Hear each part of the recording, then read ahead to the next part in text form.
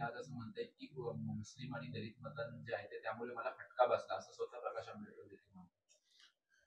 यांनी या लोकसभेच्या वेळेला जे काही नेरेटिव्ह सांगितलं किंवा असं स्थापित केलं, जे सेट करायचा प्रयत्न केला की घटना बदलतायत, बाबासाहेबांची घटना बदलतायत, हे इमोशनल करायचा जो काही प्रकार केला ना, त्याचा निश्चित फटका आम्हाला बसला. दलित मतदारांना असं वाटलं की नाही, हे आपल्या बाबासाहेबांची, जे बाबासाहेबांनी दिलेली घटना आहे, हे बदलायचा प्रयत्न करतायत. म्हणून हा इमोशनल जो भाग झाला, त्याच्यामुळं निश्चितच काही स्वरूपात दलित मतदान तिकडे गेलं.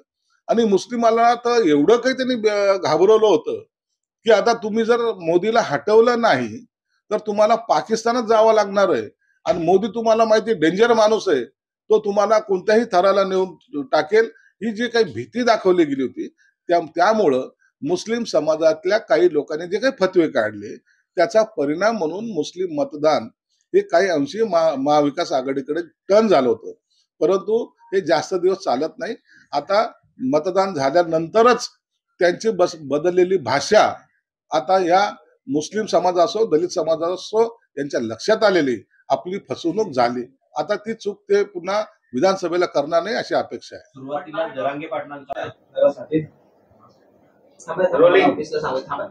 रोलिंग केलेलं आहे.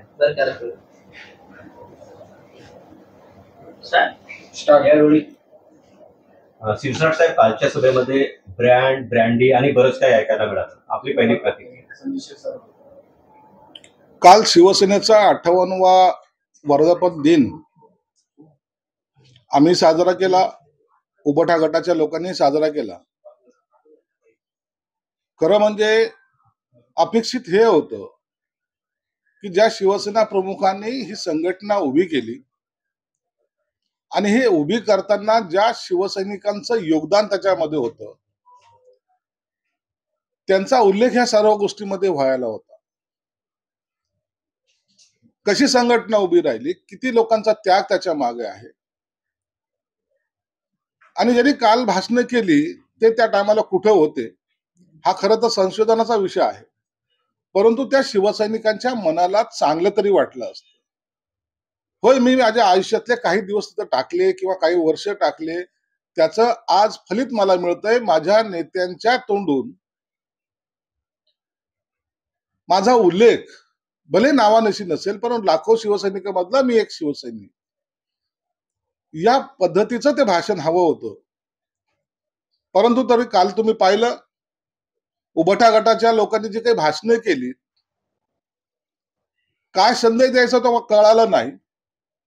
ब्रँडला ब्रँडी काय म्हणतायत, उबटा गटाचे नेते टोमणे काय मारतायत, उघडे काय म्हणतायत, शर्ट काढलेले म्हणताय काय. अरे नेमकं तुम्हाला सांगायचंय काय.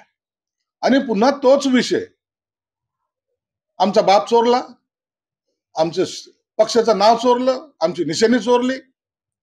मी अनेक वेळेला सांगितलंय, शिवसेना प्रमुख हे अत्यंत मोठं नेतृत्व या देशाला लाभलेलं आहे आणि त्यांना तुम्ही असं लिमिटेड करू नका. लाखो शिवसैनिकाचं असलेलं दैवत त्यांना तुमच्या कुटुंबापुरतं मर्यादित करू नका.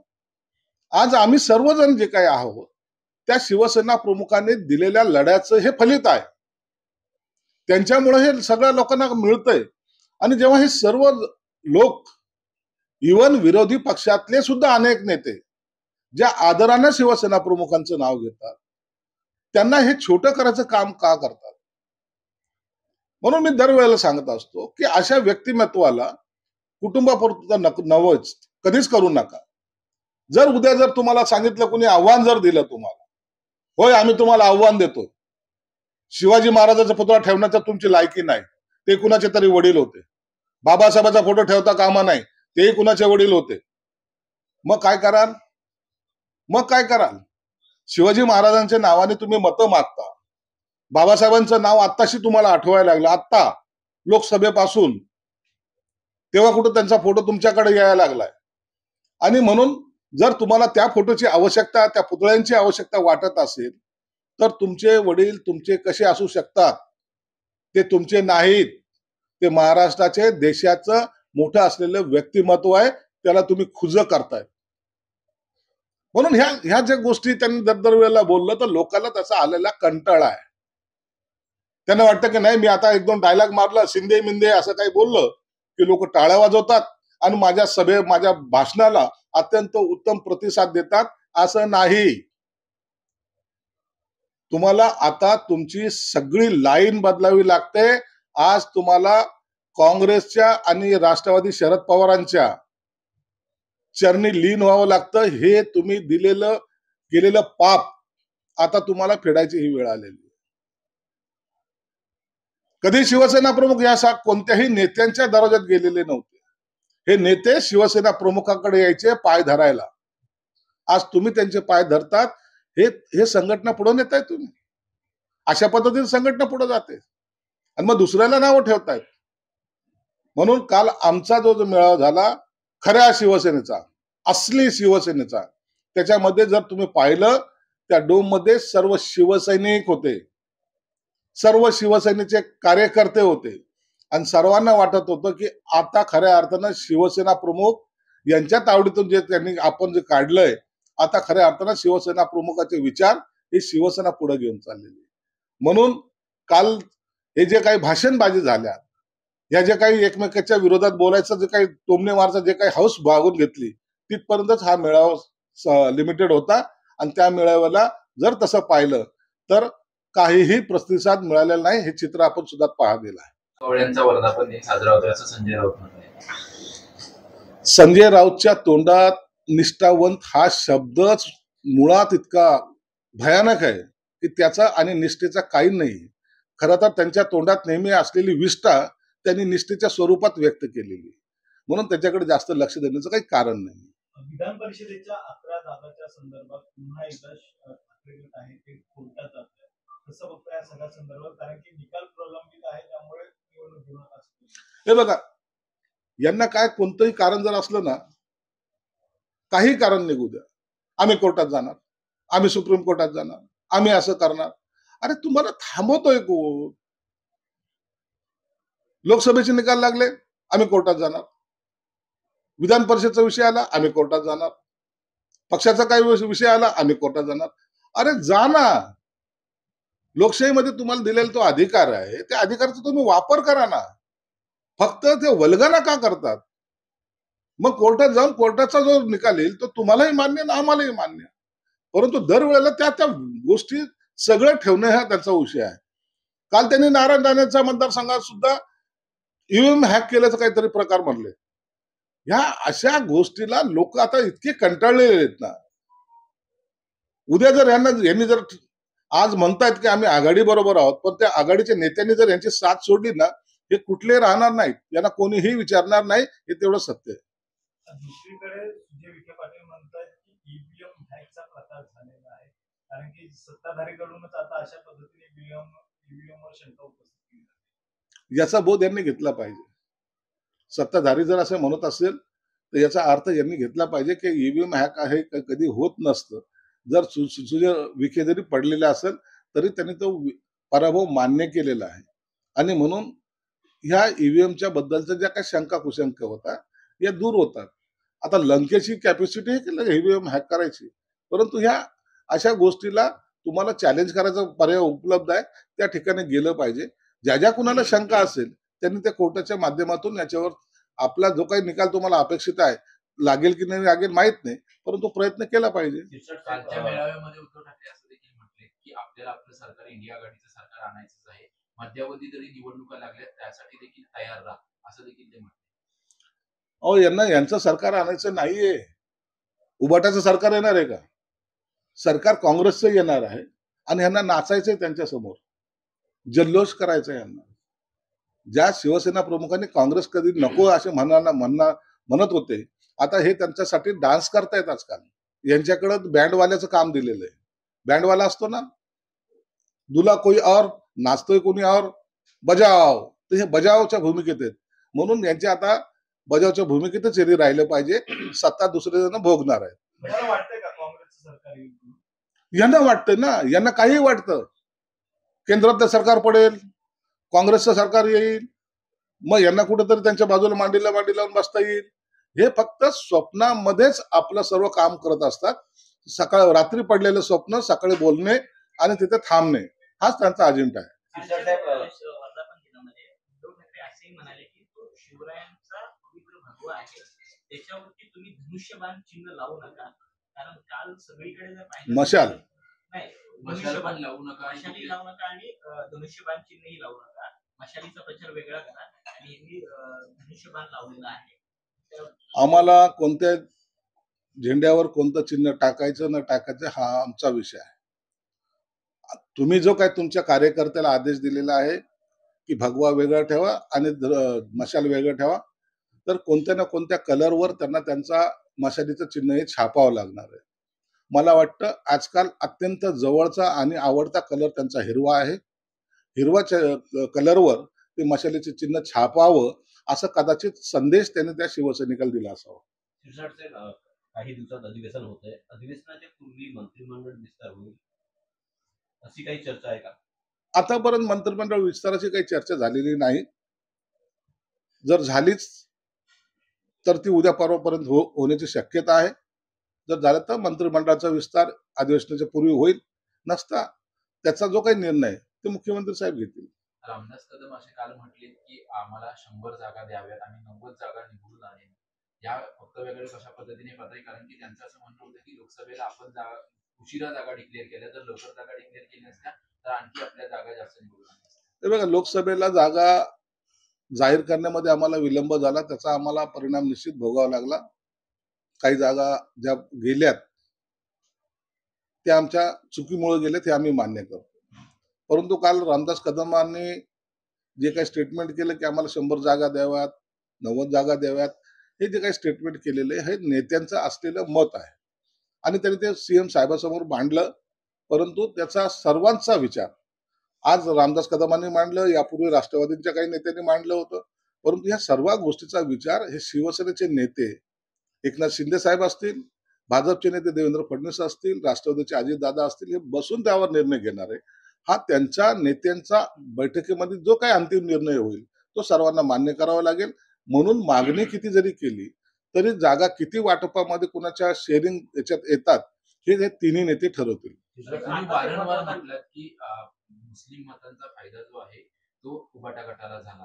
प्रकाश आंबेडकर देखील आज असं म्हणतात की मुस्लिम आणि दलित मतांचे जे आहे ते त्यामुळे मला फटका बसला, असं स्वतः प्रकाश आंबेडकर देखील म्हणतात. यांनी या लोकसभेच्या वेळेला जे काही नेरेटिव्ह सांगितलं किंवा असं स्थापित केलं, जे सेट करायचा प्रयत्न केला की घटना बदलतायत, बाबासाहेबांची घटना बदलतायत, हे इमोशनल करायचा जो काही प्रकार केला ना त्याचा निश्चित फटका आम्हाला बसला. दलित मतदारांना असं वाटलं की नाही, हे आपल्या बाबासाहेबांची जी बाबासाहेबांनी दिलेली घटना आहे हे बदलायचा प्रयत्न करतायत. म्हणून हा इमोशनल जो भाग झाला त्याच्यामुळं निश्चितच काही स्वरूपात दलित मतदान तिकडे गेलं आणि मुस्लिमाला तर एवढं काही त्यांनी घाबरवलं होतं. मराठवाड्यातील कायदा सुव्यवस्था एकंदरीत आपण बघतोय चिंतेचा विषय आहे.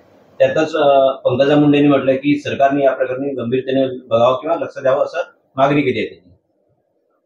जरांगे पाटलांनी जेव्हा आंदोलन चालू केलं निश्चित त्या आंदोलनाची दखल शासनाने घेतली. ज्या 40 वर्षामध्ये जे आता बोलतायत ना काही लोक, यांना आणखीन काहीच दिलं नाही, यांच्या मागण्याच आणखीन मान्य केलं नाही, त्यांना सांगावंशी वाटतं 40 वर्षात त्यांना तुम्ही फक्त तुमचे गुलाम म्हणून वापरलं. जरांगे पाटलांनी आंदोलन चालू केल्यानंतर आज लाखो लोकांना जर कुणबीचे सर्टिफिकेट मिळाले त्याचा फक्त श्रेय या महायुती सरकारला जातोय, एकनाथ शिंदे साहेबाला जातोय. आज तुम्ही समाजामध्ये जाऊन विचारा कुणबीचे सर्टिफिकेट कुणा मिळाले, ते सांगतील शिंदे साहेबांमुळे मिळाले. म्हणून मराठा समाजाला कुणबीमध्ये नोंदी जे निघाल्यात त्या देण्याचं काम सरकारने केलं. 10% आरक्षण जे दिले विधानसभेमध्ये त्याच्यावर ठराव घेऊन मंजुरी करून ते दिलं. त्या संदर्भात अनेक लोक कोर्टात गेले. सरकार आपली बाजू भक्कमपणे मांडतंय. हा झाला मराठा समाजाबद्दलचा एक विषय. ओबीसी समाजाबद्दल सुद्धा महामंडळं असतील किंवा इतर सुविधा असतील त्या कुठेही कमी केलेल्या नाहीत. त्यांना सुद्धा सांगितलंय की तुमच्या आरक्षणाला कुठं धक्का लावू देणार नाही, हे शिंदे साहेबांनी स्पष्टपणे सांगितलेलं आहे. म्हणून ह्या दोन्ही समाजामध्ये कुठेही तेढ निर्माण होऊ नये ही सरकारची भूमिका आहे. आणि ह्या भूमिकेला काही लोक, काही पुढारी हे डॅश द्यायचा प्रयत्न करतायत. कोणी एकमेकाची बाजू सावरण्यासाठी किंवा आम्ही तुमच्या बरोबर असं दाखवण्यासाठी या दोन्ही आंदोलकांना भेट देत आहेत आणि आम्ही तुमच्या बरोबर असं सांगण्याचा जे प्रयत्न करतायत, याच लोकांनी या समाजांना कधीही 40 वर्षात काही दिलं नाही. हे आंदोलन करते सुद्धा, नेते सुद्धा जाणतायत, त्यांना सुद्धा माहिती आहे यांच्यामुळे ही आमची अवस्था झालेली. म्हणून आज सरकारची जी काही भूमिका आहे, सरकार आजही सांगतं की येस वेलकम, मराठा समाजाचे आंदोलक असोत किंवा ओबीसी समाजाचे आंदोलक असोत, त्यांच्याशी सरकार चर्चा करायला तयार आहे. त्या पद्धतीने सरकारचे पावलं पडतायत. तुम्हाला 1-2 दिवसामध्ये हे सर्व चित्र तुम्हाला स्पष्ट होईल. नितीश कुमारने दिलेलं जे आरक्षण होतं 65% वाढवलं होतं, 50%च्या वरची मर्यादा, ते कुठेतरी आता कोर्टाने आहे ते रद्द केलेलं आहे. त्यामुळे असं वाटतंय का की जे वाढवलेलं आरक्षण आहे ते पुन्हा एकदा कोर्टामध्ये टिकणार नाही? बघा, नितीश कुमारांनी जे काही आरक्षण दिलं, ज्या घाईगडबडीत दिलं ना, त्यावर कोर्टाने ऑब्जेक्शन घेतले ना, ते आरक्षण त्यांनी रद्द केलेलं आहे. म्हणून आम्हाला जो काही वेळ लागतोय किंवा आम्ही जो काही वेळ मागून दरवेळेला घेतोय, त्याच्या मागची कारण आहेत. झटपट घोषणा करणं हे भाग सोपा आहे, परंतु याचा परिपूर्ण अभ्यास करून जर योग्य तो निर्णय घेतला तर कोर्टामध्ये तो टिकला पाहिजे. ही आमची प्रामाणिक भूमिका आहे. घोषणा करायची, दुसऱ्याला कोर्टात पाठवायचं, तिसऱ्या दिवशी आरक्षण रद्द करायचं, कोर्टाने केलं तर आम्ही काय करायचं, या भूमिकेत आम्ही नाहीत. म्हणून ह्या सर्व बाबीचा विचार करायला जो काही आम्ही कालावधी मागत असतो, जो आम्हाला वेळ लागतो, तो यामुळं आलेले इतके 6-7 लाख ऑब्जेक्शन, त्याच्यावरचा असलेले सुनावण्या, या सर्व पूर्ण करत आता सरकार चाललेलं आहे, शेवटच्या टप्प्यात आलेलं आहे. आपण सर्वे केलाय, घरोघर जाऊन 3.5 लाख कर्मचाऱ्यांनी घरोघर जाऊन सर्वे केलाय, समाजाचा सर्वे केलाय, कोण कुठं आहे काय सर्व सर्वे केलेला आहे. हे सर्व महाराष्ट्रातल्या प्रत्येक माणूस जाणतो. म्हणून हे इतकं मोठं काम, नोंदी शोधण्याचं काम इतक्या मोठ्या प्रमाणावर करण्यात आलेलं आहे. मला वाटतं अशी कोणतीही कृती कोणत्याही राज्यात झाली नाही जी महाराष्ट्रात होते. महाराष्ट्र हा पुरोगामी विचारसरणीचा आहे, सर्वांना बरोबर घेऊन जाणारा आहे, प्रत्येक समाजामध्ये प्रेम भावना असावी असा आहे. म्हणून ह्या सर्वांना एकत्रित करून कुठेही एकमेकाची डोके न फोडता हे यांना सर्व त्यांच्या हक्काचं दिलं पाहिजे, ही सरकारची भूमिका आहे. म्हणून नितीश कुमारने जे काही घाई गडबडीत केलं त्याचे परिणाम त्यांना भोगावे लागलेत. आपल्याला घाई गडबड करून चालणार नाही, कॉन्क्रीट निर्णय घ्यावा लागेल, ही सरकारची भूमिका आहे. रामदास कदम यांनी काल जे वक्तव्य केलं होतं की अजित पवार यांच्या इंटरव्ह्यूमुळे महायुतीला फटका बसला, त्यावर बोलताना हसन मुश्रीफ असं बोलतात की असे जर वक्तव्य केले तर आगामी विधानसभेला सुद्धा फटका बसू शकतो, त्यामुळे सर्वांनी सांभाळून बोलावं. रामदास कदमांनी काल ज्येष्ठ असल्यामुळे त्यांची भावना व्यक्त केल्या, परंतु आमच्या सर्वांचीच भूमिका आहे की कोणत्याही पक्षाचा नेता असेल, कोणत्याही कार्यकर्ता असेल, कोणीही या कोणत्याही पक्षाच्या नेत्याने युतीला फटका बसेल किंवा युतीमध्ये मतभेद होतील असं वक्तव्य करू नये. या भूमिकेशी प्रत्येक पक्षातील नेता हा सहमत झालेला आहे आणि म्हणून यापुढे मला वाटतं की असे स्टेटमेंट कोणत्याही पक्षाचा नेता करणार नाही, कार्यकर्ता करणार आहे, याची आम्ही काळजी घेऊ. अब्दुल सत्तार यांनी वारंवार प्रत्येक निवडणुकीला त्यांचा मार्ग बदललेला आहे, याची तक्रार मी पक्षप्रमुखांकडे केली असं रावसाहेब दानवे म्हणत आहेत. कारण त्यांच्या मतदारसंघामधून लीड नाही किंवा त्यांनी काम केलं नाही अशा चर्चा आहे. अब्दुल सत्तारांच्या बाबतीमध्ये रावसाहेब दानवेंनी जे त्या तक्रारी केल्या असतील तर त्यांच्या पक्ष नेतृत्वाकडे केलेले आहेत. त्यांचं पक्ष नेतृत्व असेल, शिंदेसाहेब असतील, हे बसून त्याच्यावर निर्णय घेतील, परंतु त्यावर भाष्य करणं मला वाटतं उचित होणार नाही. त्या पक्षाचा अंतर्गत असलेला प्रश्न असल्यामुळं आता त्याच्यावर काय निर्णय घ्यायचा हे शिंदेसाहेब घेतील. एबीपी माझा, उघडा डोळे बघा नीट.